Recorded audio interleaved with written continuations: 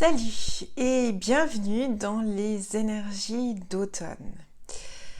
Ça fait déjà quelques jours que ces énergies d'automne sont très présentes, même plus d'une semaine pour certaines personnes qui sont plus sensibles. C'est vrai que je tourne cette vidéo, nous ne sommes pas encore à l'équinoxe d'automne. À quelques jours seulement, mais les énergies vraiment sont très présentes. Je suis appelée à faire la guidance des énergies d'automne et pas d'octobre. J'ai fait septembre, mais là c'est plutôt un appel pour dire que ces énergies d'automne, elles sont déjà présentes, comme je disais. Elles vont encore durer, en tout cas le mois d'octobre. On verra en novembre. C'est un peu différent en novembre d'après ce que je ressens. Mais en tout cas, c'est valable depuis maintenant et largement pour le mois d'octobre et fin octobre. Voilà. Alors, ces énergies d'automne sont très présentes. Je ressens vraiment une présence très imprégnée, très forte, presque lourde, mais c'est pas dans la lourdeur. C'est vraiment une énergie qui pousse à la terre en fait. J'ai l'image vraiment des feuilles d'automne qui tombent. Et qui se pose sur la terre, qui se décompose et qui participe à l'humus et à cette régénération en fait de la terre à partir d'éléments décomposés comme les feuilles mortes. Ces éléments décomposés représentent ce qu'on lâche, ce qu'on a lâché plutôt durant les semaines, les mois précédents. Et ce qu'on a aussi, me dit-on, mis en place. En fait, j'ai deux types d'images. J'ai vraiment ces feuilles mortes qui se laissent tomber, mais vraiment avec bonheur. Enfin voilà, c'est le cycle de la vie, hein, tout est cyclique. Et qui s'abandonne dans la terre ferme, la terre mère, pour se régénérer et participer à quelque chose de nouveau, du renouveau. Et j'ai aussi l'image qu'on m'avait donnée pour les énergies de septembre, du blé qu'on ramasse, qu'on récolte, mais il faut aller dans l'action pour en faire quelque chose de ce blé. Donc par exemple le moudre pour qu'il devienne de la farine. Voilà, on s'est arrêté là. Et ce mois, je vais dire ce mois d'octobre, mais en fait ces énergies d'automne, et bien maintenant qu'on a cette farine, et bien il faut encore plus aller de l'avant, c'est-à-dire faire le pas. Ces énergies nous poussent vraiment dans la terre, dans la manifestation réelle de toutes nos actions. C'est vraiment l'action soutenue par les énergies et les hautes énergies, en tout cas de moi ce que je capte. Donc tout ce qu'on a entrepris, toutes les actions qu'on met en place depuis particulièrement ce mois de septembre, on est poussé à prendre des actions, prendre des décisions mais concrètes, eh bien ça va continuer dans la manifestation terrestre vraiment d'ici maintenant et très concrète de ce qui a été mis en place, des actions qui ont été faites. Par exemple, vous avez un nouveau projet, vous avez commencé à mettre des choses en place pendant ce mois de septembre et vous continuez, eh bien, c'est pendant cette période d'automne, dans ces énergies d'automne, que ce que vous avez entrepris va réellement prendre forme dans la réalité terrestre. Pour autant, on spécifie, pour autant que ce soit aligné et juste pour vous. C'est-à-dire que, vu tous les nettoyages qui ont été faits précédemment, si vous vous êtes laissé porter par ces nettoyages qui ont été vraiment très difficiles, hein, et pour certains ça continue, enfin ça finit jamais réellement, mais là les gros nettoyages arrivent à leur fin, et si vous vous êtes laissé porter par ces nettoyages, d'avoir laissé des choses derrière vous qui ont été peut-être difficiles, lâché peut-être un travail, des personnes, des liens, un compagnon, une compagne, un projet. Ouais, on me parle beaucoup de choses qu'on a dû abandonner ou remanier pour être replacé à sa juste place. Si vous vous êtes laissé donc porter par ce courant et que vous avez fait le travail, en tout cas une bonne partie du travail que vous avez entrepris, eh bien cet automne, ce que vous avez commencé à mettre en place va porter ses fruits en fait, mais toujours dans l'action, c'est-à-dire que l'être humain, pour pouvoir manifester ce qu'il a à manifester, ses projets, eh bien doit être dans l'action, puisque nous sommes dans une réalité de matière, sur cette vie terresre. Pour ceux qui ne se seraient pas laissés porter, eh bien en fait il y a de la résistance. On voit bien, quand on résiste, on va contre, et on sent bien physiquement, quand je vais contre quelque chose, eh bien ça se durcit, il y a une force qui se crée et une tension. D'accord ? C'est presque aussi simple que ça en fait, quand on résiste à ce qui nous arrive dans la vie. Le but est de ne plus être dans cette tension par ce qu'on peut appeler le lâcher-prise, en tout cas l'acceptation. C'est-à-dire, il m'arrive une maladie, je suis pas d'accord, je suis en colère, je suis triste, etc., etc., ce qui est bien compréhensible, eh bien je vais aller... C'est schématique, hein, vraiment, de ce qu'on me donne. Vraiment, prenez-le comme c'est présenté. On va aller contre cette maladie. Je veux pas l'accepter, c'est horrible, blablabla, blablabla. C'est pas pour, parenthèse, c'est pas pour dénigrer ceux qui souffrent dans la maladie. C'est ce qu'on me donne. Si on me donne ça, c'est que ça doit être dit pour un certain nombre de personnes. Donc je résiste et ça va être très compliqué. Encore plus compliqué, encore plus dans la souffrance, que ce soit dans une maladie, que ce soit dans l'acceptation, on me montre une rupture amoureuse, un changement de travail, un coup dur en fait, quelque chose qui est difficile à accepter, eh bien... justement, difficile à accepter, donc on va aller contre, on va pas l'accepter. Et plus on va pouvoir se dire que, eh bien c'est comme ça, que ça nous apporte certainement quelque chose à comprendre dans la vie, et puis que finalement on va devoir faire avec, eh bien plus on rentre dans l'acceptation, plus cette tension disparaît en fait, et qu'on peut en faire quelque chose.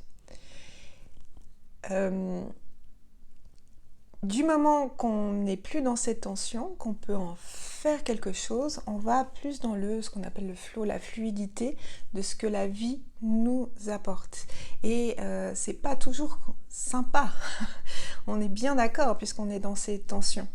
Et un des buts de la vie, c'est bien justement de prendre conscience de ces tensions, de voir pourquoi elles sont là, qu'est-ce qu'elles ont à nous dire sur nous-mêmes pour traverser cela et être plus dans la fluidité de la vie, de ce que la vie veut nous apporter, en fait ce pourquoi nous sommes ici. Et si je veux être trapéziste à tout prix, alors que en fait mon but dans la vie, enfin je suis venue sur Terre pour faire la cuisine, eh bien je ne serai jamais une bonne trapéziste, je vais me blesser, enfin la vie va me montrer que c'est pas ma voie. Je suis pas là pour ça. Et que je suis là pour faire à manger, et du moment que je vais me dire bon ben je suis pas trapéziste, je reviens à mon cœur et ben je me laisse porter en me disant mais pourquoi je suis là, aide-moi la vie, aide-moi Dieu, aide-moi mes guides, aidez-moi, etc. Eh bien je vais me laisser porter vers la cuisine. Et au moment où je vais découvrir qu'effectivement la cuisine peut être intéressante, et bien là, waouh, tout s'ouvre, enfin, ça s'ouvre de plus en plus et on se sent extrêmement bien, on se sent porté, ça nous nourrit, ça nous donne de l'énergie, on sent qu'on est sur notre voie. Donc pour ceux, je reviens aux énergies d'automne.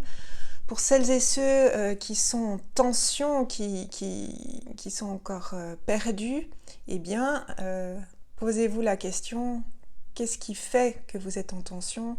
Cette tension, cette situation, qu'elle est venue vous dire sur vous-même, et dites-vous qu'il y a une voie pour vous. C'est évident, c'est certain.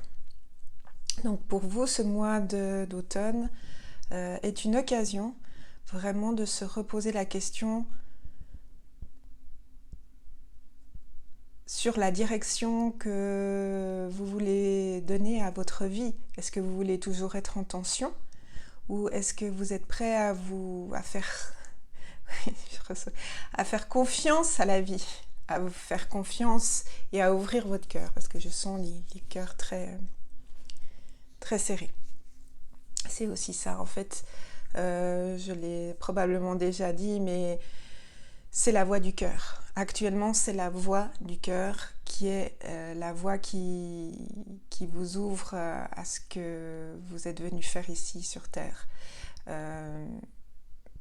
Il n'y a que cette boussole, il n'y a que ça qui peut vous guider réellement, et certainement pas ça. Pas dans un premier temps. Voilà. Pour ces énergies d'automne.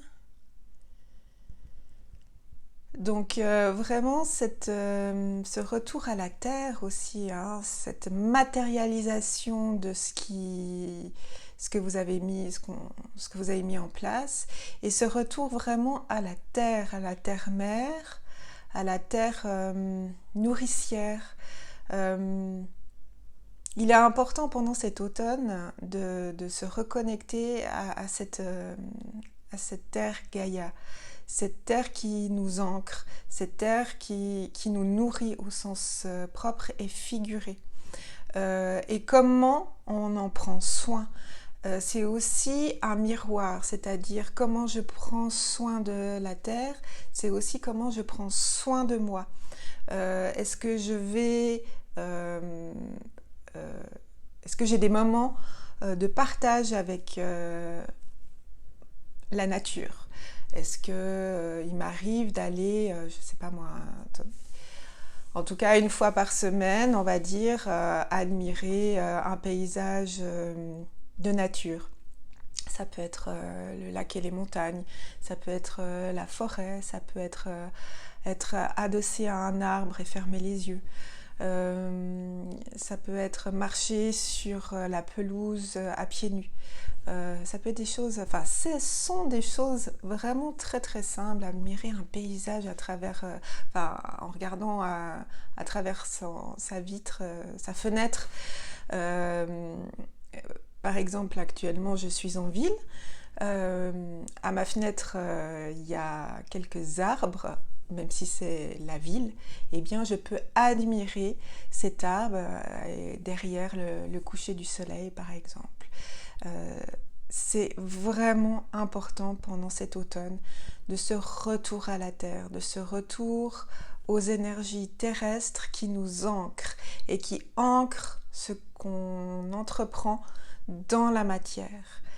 Plus on s'ancre dans la nature, dans la terre-mère, plus les énergies de manifestation terrestre vont s'intensifier. Elles sont là, mais pour les intensifier, il y a vraiment ce retour à la terre. Vous pouvez aussi faire des méditations ou du yoga qui est particulièrement ancrant. Il y a des postures de yoga qui sont ancrantes, il y a des chants aussi qui sont très ancrants. Vous pouvez aussi faire des chants pour les plantes. Ça me touche parce que je participe à un chœur, c'est tout nouveau, de chants sacrés et le thème de l'année, c'est le chant aux plantes. Et c'est très très très puissant. Et justement la personne qui organise ces chants merveilleuses, je suis toute émue, qui canalise bien sûr aussi, qui canalise aussi, disait que les plantes relevaient le fait, étaient très reconnaissantes de chanter pour elles, puisqu'à l'époque, il y a très longtemps, les chants étaient beaucoup plus... on chantait beaucoup plus, pardon, je cherche mes mots, on chantait beaucoup plus, parce que là je suis sortie de là, un peu de la guidance, on chantait beaucoup plus pour les esprits, on va dire, dont les esprits de la nature, et les plantes disaient à cette personne que c'était bien triste, c'était pas le terme, mais qu'elles remerciaient, elles étaient en gratitude qu'on chante pour elles, et c'était quelque chose qu'on pouvait faire, qu'on ne faisait plus. Donc on peut aussi se connecter aux plantes qu'on a dans nos... Je suis repartie dans la guidance. On peut se reconnecter aux plantes de nos appartements, à un arbre, à aller dans la forêt, à une fleur, même si maintenant les fleurs ne sont plus d'actualité puisqu'on est en automne, moins d'actualité. Mais voilà, c'est vraiment une période de ancrage à la terre-mère, ancrage, j'ai aussi le signe du taureau qui me vient, donc un signe qui est vraiment très ancré dans la terre, quelque chose de très concret. Donc on est en automne dans des énergies de concrétisation, de fort ancrage,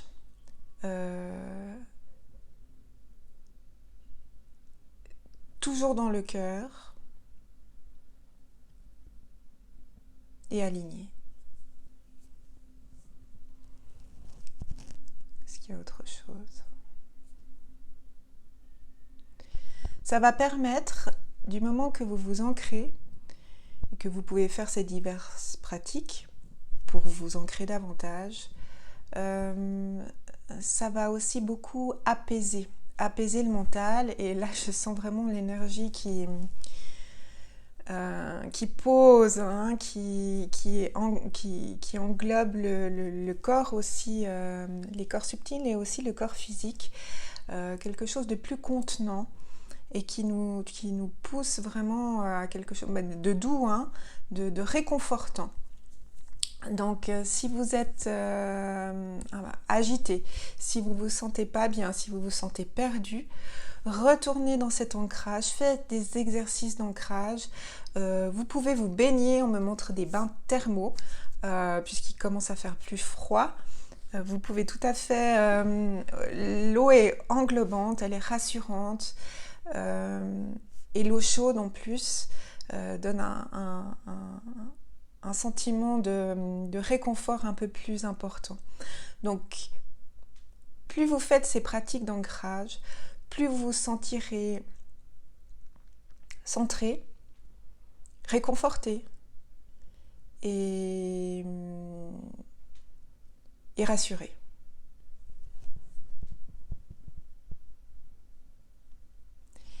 Et dernière chose, je pense, je vois des aliments d'automne. Donc, pour s'ancrer à la terre aussi, respecter son rythme, eh bien, manger des produits de saison. Ça ne veut pas dire qu'il faut absolument abandonner, je ne sais pas, sa banane le matin ou son morceau de mangue. Non, pas forcément, disons. Mais soyez conscient. Soyez conscient de ce que vous mangez et mangez en plus grande quantité les produits d'automne, d'où vous êtes. Bien sûr, si vous êtes à l'autre bout de la planète, moi je suis en Suisse, mais si vous êtes à l'autre bout de la planète, mangez ce qu'il y a autour de vous. Ça vous aide à vous ancrer là où vous êtes maintenant. Donc, dans la région de l'Europe, ça va être des pommes, du raisin, il y a des châtaignes, je vois des choux de Bruxelles, des aliments chauds. Vous pouvez commencer aussi des soupes. Je vois du dalle en soupe. Des choses réconfortantes. Vous pouvez commencer à mettre des épices aussi. Voilà. Alors, je disais du dalle, c'est pas tellement les lentilles de notre région, mais quelque chose de réconfortant. Mais un maximum de produits de votre région. Et vous verrez que vous sentirez aussi, je sens de la légèreté, enfin une fluidité dans mon corps. Donc, ça doit certainement amener aussi ça. Et dans la joie. Toujours la joie. Toujours la joie, même si c'est lourd. Ancrez-vous. Revenez à votre cœur et ça devrait vous apaiser. Et retour à la joie un maximum. Voilà. Je vous souhaite un très bon automne.